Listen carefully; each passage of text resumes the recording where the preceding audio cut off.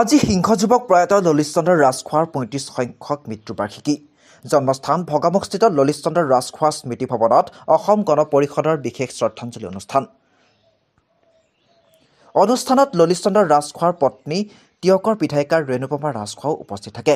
এই উপলক্ষত ললিত চন্দ্ৰ ৰাজখোৱাৰ স্মৃতি ভৱনত অনুষ্ঠিত হয় স্মৃতিচৰণ সভা, য'ত ৰাজখোৱাৰ গুণমুগ্ধসকলে প্ৰয়াত নেতাজনৰ কৰ্মৰাজিৰ বিষয়ে আলোকপাত কৰে। বিধায়িকা ৰেণুপমা ৰাজখোৱাই সমাধিস্থলত বন্তি প্ৰজ্বলন কৰি শুভাৰম্ভ কৰা এই অনুষ্ঠানত যুৱ নেতা বিকাশ শইকীয়াই ৰাজখোৱাৰ প্ৰতিমূৰ্তিত মাল্যাৰ্পণ কৰাৰ লগতে অনুষ্ঠানৰ আৰম্ভণিতে অসম গণ পৰিষদৰ পতাকা উত্তোলনো কৰা হয়।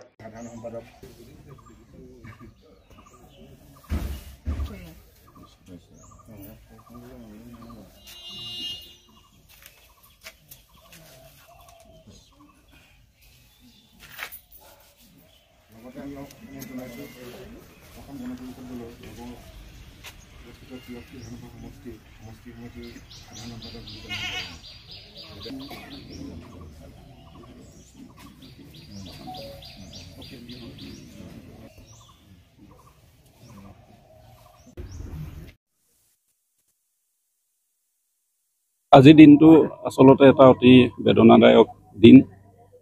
1990 চনৰ জানুৱাৰী 20 তাৰিখে আমাৰ সকলোৱে মৰমৰ এগৰাকী জাতীয়তাবাদী আৰু আঞ্চলিকতাবাদী নেতা, অসমৰ প্ৰাক্তন ছাত্ৰ নেতা তথা প্ৰাক্তন মন্ত্ৰী ললিত চন্দ্ৰ ৰাজখোৱাদেৱ দুৰ্ঘটনাত পতিত হৈ মৃত্যু সাৱটি লৈছিল।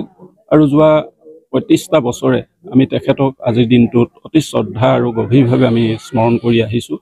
আপোনালোক সকলোৱে এটা কথা জানে যে ললিত চন্দ্ৰ ৰাজখোৱা নামটোৱে আমাৰ তিয়ক সমষ্টিত এক আৱেগ, আৰু তেখেতক আমাৰ তিয়ক সমষ্টিৰ প্ৰান্তে প্ৰান্তে প্ৰত্যেকজন ব্যক্তিয়ে যোৱা সময়বিলাকত বিভিন্ন মুহূৰ্তত তেখেতক অতি শ্ৰদ্ধাৰে স্মৰণ কৰে।